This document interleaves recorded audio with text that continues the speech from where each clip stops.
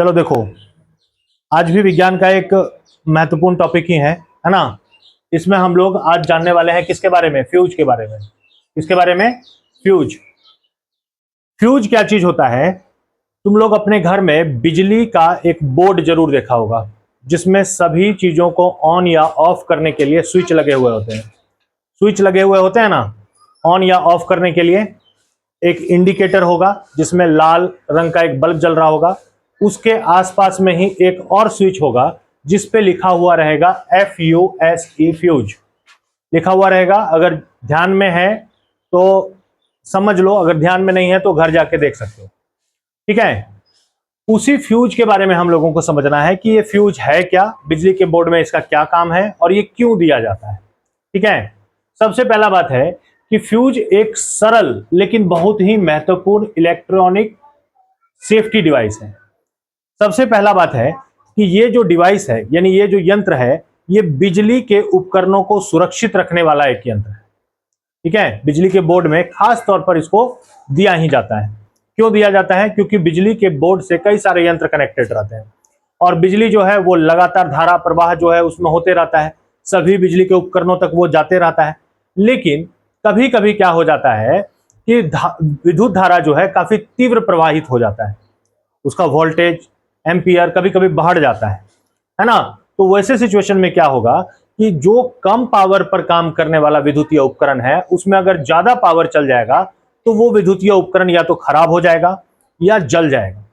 तो उसी सिचुएशन में फ्यूज का इस्तेमाल किया जाता है शॉर्ट सर्किट से बचने के लिए और आग लगने से बचने के लिए। ठीक है, हम लोग इसको डिटेल में जानेंगे। देखो, यह एक महत्वपूर्ण इलेक्ट्रॉनिक सेफ्टी डिवाइस है, इलेक्ट्रिक सेफ्टी डिवाइस है, यानी कि यह सुरक्षा उत्पन्न करने वाला एक यंत्र है जो चीजों को सुरक्षित रखता है, जो शॉर्ट सर्किट या ओवरलोडिंग के समय हमारे बिजली के उपकरणों को जलाने से बचाता है। जैसे तुम लोगों ने कभी कभी देखा या सुना होगा कि फैन जो है वो चलते चलते अचानक से उसमें से धुआं निकलने लग गया, है ना, वो बंद पड़ गया। ऐसा क्यों हुआ?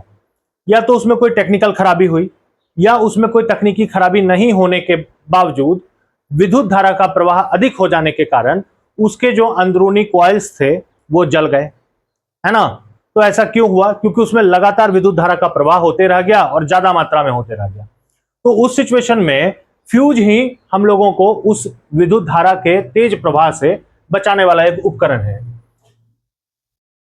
यह एक छोटा सा तार होता है, छोटा सा ही तार होगा ये, यानी कि दो चालक तारों के बीच में, यानी कि देखो ये एक परिपथ है ना, यानी बिजली का परिपथ है, इसमें दो पॉइंट्स होंगे। इन दोनों पॉइंट्स के बीच में एक पतला सा तार रहता है। क्या रहता है?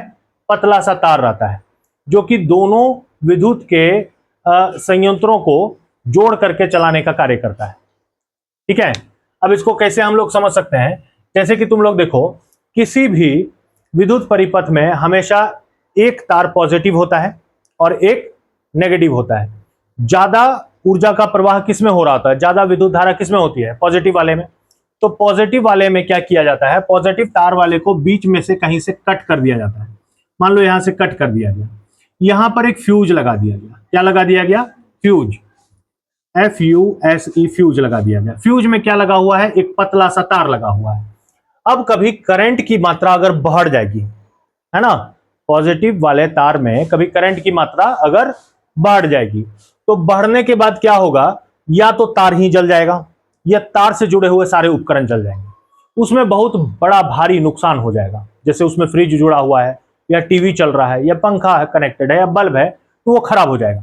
लेकिन इसके परिपथ में क्या किया गया? फ्यूज लगा दिया गया। अचानक से अगर तीव्र विद्युत धारा का प्रवाह उसमें आया तो ये तार ही गल जाएगा। क्या हो जाएगा?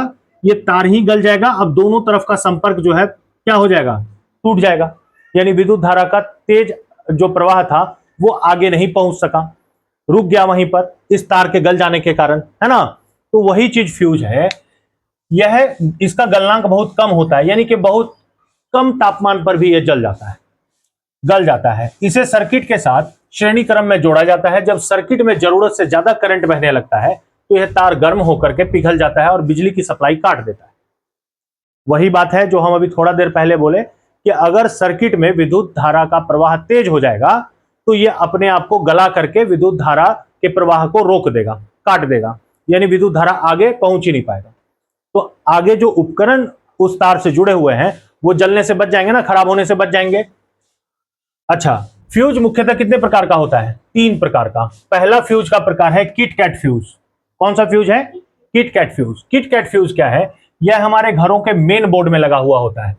घर में जितना भी बोर्ड है उसमें किट कैट फ्यूज होता है, उसका नाम ही है kit kat fuse. Kit kat fuse इसलिए है क्योंकि वो बहुत ही कम गलनांक वाला होता है और तुरंत ही गल जाता है। ठीक है। अच्छा, इसे निकालकर तार दोबारा बांधा जा सकता है। उसे हम लोग मैनुअली भी निकाल करके खुद से दूसरा पतला वाला तार उसमें लपेट देंगे तो विद्युत धारा फिर से प्रवाहित होना शुरू हो जाएगा, लेकिन तेज विद्युत धारा के प्रवाह पर वो जल्दी कट जाएगा। ठीक है। दूसरा जो फ्यूज है वो है कॉटेज फ्यूज। यह कांच का सिरेमिक नली जैसा होता है जो अक्सर स्टेबलाइजर या इन्वर्टर के पीछे लगा होता है। ये एक अलग प्रकार का फ्यूज है। ठीक है, अलग प्रकार का फ्यूज है। ये एक कैप्सूल जैसा तुम लोगों को नजर आएगा देखने में, कांच की नली रहती है, यहां पर कांच होता है। क्या होता है? कांच। इसके अंदर एक पतला सा तार रहता है और ये 2 सिरों से ऐसे कनेक्टेड रहता है। जब विद्युत धारा का तीव्र प्रवाह हुआ तो इसके अंदर जो ये तार रहता है ना, ये कट जाएगा, यानी कि बिजली के प्रवाह को ये क्या कर देगा? रोक देगा, क्योंकि ये पतला वाला तार क्या हो गया? कट गया। तो ये वाला कॉटेज फ्यूज कहां पर लगा हुआ रहता है? अक्सर स्टेबलाइजर में या फिर इन्वर्टर के पीछे लगा होता है। घर जाके तुम लोग देख भी सकते हो। तीसरा फ्यूज है HRC फ्यूज। कौन सा फ्यूज है? HRC fuse. इसका इस्तेमाल भारी मशीन और इंडस्ट्री में किया जाता है। बड़े बड़े मशीनों को चलाने के लिए ज्यादा विद्युत धारा का प्रवाह का आवश्यकता पड़ता है, तो वहां हम लोगों को वहां भी फ्यूज की आवश्यकता होती है। कैसे फ्यूज की आवश्यकता होती है? अब घर में जो किटकैट फ्यूज है इसको बड़े किसी मशीन में या इंडस्ट्रियल मशीन में उसको सेट कर दिया जाएगा तो इसका गलनांक तो बहुत कम है, तुरंत उड़ेगा, ये तुरंत जल जाया करेगा, क्योंकि उस मशीन को चलाने के लिए ज्यादा विद्युत धारा का आवश्यकता है और ये कम विद्युत धारा में ही पिघल जाता है, क्योंकि घर में उपकरणों को चलाने के लिए कम विद्युत धारा की आवश्यकता होती है, लेकिन बड़ी बड़ी मशीन और फैक्ट्रियों में ज्यादा विद्युत धारा की आवश्यकता होती है। तो वहां पर थोड़ा इससे मजबूत टाइप का, थोड़ा ज्यादा हैवी टाइप का फ्यूज का इस्तेमाल किया जाता है, जिसको HRC फ्यूज कहते हैं। क्या कहते हैं? HRC fuse. वहां पर उस विद्युत धारा, यानी कि ज्यादा विद्युत धारा से भी ज्यादा विद्युत धारा अगर उत्पन्न हो जाएगी तब ये कटेगा, यानी साधारण विद्युत धारा पर ये नहीं कटेगा। अब देखो, फ्यूज का तार आमतौर पर किससे बना हुआ होता है? ये या तो टीन और लेड दोनों के मिश्रण से बना हुआ होता है। कभी कभी तांबे का भी उपयोग किया जाता है। हर फ्यूज की एक क्षमता होती है। जितना भी फ्यूज है, जैसे 3 प्रकार के फ्यूज के बारे में तुम लोग जाना ना, तीनों फ्यूज एक ही प्रकार का नहीं होता है, तीनों फ्यूज अलग अलग प्रकार का होता है और तीनों की क्षमता अलग अलग प्रकार की होती है। जैसे तुम लोग देख सकते हो हर फ्यूज की क्षमता अलग अलग होती है, जैसे कि एक 5A, 10A, 16A। अगर 5A के फ्यूज में 10A करंट जाएगा तो वह तुरंत उड़ जाएगा, तो वो क्या होगा? तुरंत उड़ जाएगा। कम गलनांक वाले फ्यूज में अगर ज्यादा विद्युत धारा प्रवाहित हो जाएगा वो तुरंत गल जाएगा, है ना। तो वैसे सिचुएशन में क्या करना होगा?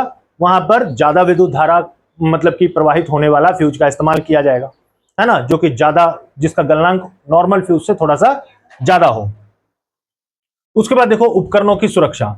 यह टीवी, फ्रिज और कंप्यूटर जैसे महंगे सामानों को खराब होने से बचाता है। विद्युत उपकरण जितने भी बोर्ड से हम लोग तार से कनेक्ट करके चलाते हैं, उन सारे उपकरणों को यह सुरक्षा प्रदान करता है। क्या करता है? सुरक्षा प्रदान करता है। महंगे सामानों को खराब होने से बचाता है, आग से भी बचाता है। शॉर्ट सर्किट की वजह से घरों में लगने वाली आग को भी रोकता है। पहले क्या होता था, जब नया नया विद्युत का मतलब कि सृजन हुआ था, लोग इसका उपयोग करना शुरू किए थे, तो तार में ही आग लग जाता था, जिसके चलते शॉर्ट सर्किट हो जाता था और तार में ही आग लग जाता था, तो पूरा घर में ही आग पकड़ लेता था, है ना। तो एक बड़ी समस्या थी, उससे भी बचने में ये मदद करता है। शॉर्ट सर्किट की वजह से घरों में लगने वाली आग को रोकता है और ये एक सस्ता विकल्प है। सस्ता विकल्प कैसे है? देखो, पूरे घर में जो वायरिंग किया रहता है, यानी तार से अलग अलग जगह पर अलग अलग कनेक्शन जो किया रहता है, वो तार काफी महंगे होते हैं, है ना। उन तारों को बार बार बदलना थोड़ा मुश्किल होता है और महंगा भी पड़ता है। तो अगर हम लोग सर्किट में फ्यूज को लगा दें तो क्या खराब होगा? सिर्फ फ्यूज ही ना खराब होगा, वो बहुत ही कम दाम का और तुरंत बदलने वाला एक चीज है। मतलब उसको तुरंत बदल देंगे और बहुत कम पैसा में हो जाएगा। छोटा सा तार लगेगा उसमें, लेकिन अगर उस सर्किट में फ्यूज नहीं है तो उसके वजह से क्या हो सकता है पता है? पूरा घर का तार जल सकता है। तो कितना महंगा पड़ेगा। तो फ्यूज क्या है? एक सस्ता साधन ही ना हुआ, हम लोग एक छोटा सा तार गला करके बड़े बड़े तारों को बचा लिए। सस्ता विकल्प है। एक नया फ्यूज डालना पुराने घर की वायरिंग बदलने से कहीं ज्यादा सस्ता और आसान है।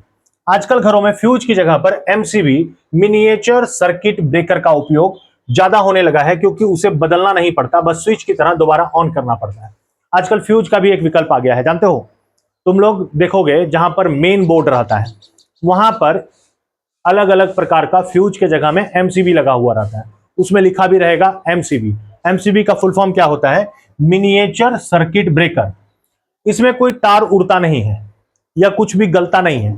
जब विद्युत धारा का प्रवाह तेज हो जाएगा ना, तो वो अपने आप ऑफ हो जाएगा, यानी नीचे गिर जाएगा, स्विच ऑफ हो जाएगा। ठीक है, अब ऑफ होते ही पूरा घर का बिजली कट जाएगा, या जहां पर लगाए हो जिस काम के लिए उसका उपयोग हो रहा है उसका बिजली कट जाएगा, आगे के सारे काम रुक जाएंगे बिजली से होने वाले, यानी कि बड़े बड़े खतरों से पूरा घर सुरक्षित हो जाएगा। तो ये भी एक विकल्प है। इसको क्या कहते हैं? एमसीबी, क्योंकि उसे बदलना नहीं पड़ता, इसको बदलना भी नहीं पड़ता है, बस स्विच को दोबारा से ऑन कर देना होता है। ठीक है, यह एक अनिवार्य विद्युत सुरक्षा उपकरण है। सही सुरक्षा के लिए हमेशा सही मान का फ्यूज ही लगाना चाहिए। फ्यूज के बारे में हम लोगों को इतना जानकारी होना चाहिए कि हम लोग किस प्रकार के विद्युत धारा के लिए किस प्रकार का फ्यूज का इस्तेमाल कर रहे हैं, है ना? विद्युत धारा का प्रवाह अगर तेज है तो वहां पर थोड़ा सा मोटा टाइप का फ्यूज लगेगा, मोटा तार वाला फ्यूज लगेगा। अगर विद्युत धारा का प्रवाह बहुत कम है तो वहां पर पतला तार वाला फ्यूज लगेगा। इसको समझो, देखो जैसे कि 15A के परिपथ में फ्यूज का तार मोटा होता है। अगर ज्यादा विद्युत धारा का उपयोग हो रहा है वहां पर, तो वहां पर मोटा तार का इस्तेमाल होगा, और वहीं पर 15A अनुमानतः उसका रेटिंग भी कितना होगा? 15 ही होगा। उसी प्रकार 5A के परिपथ में फ्यूज का तार का पतला होना जरूरी है, तो पतला रहेगा और उसका रैंकिंग भी कितना होगा? 5A ही होगा। ठीक है, अब ऐसा नहीं कर सकते हैं कि 15 वाले में हम लोग 20 वाले को लगा दें और 5 वाले में हम लोग 10 वाले को लगा दें, तो उससे क्या होगा?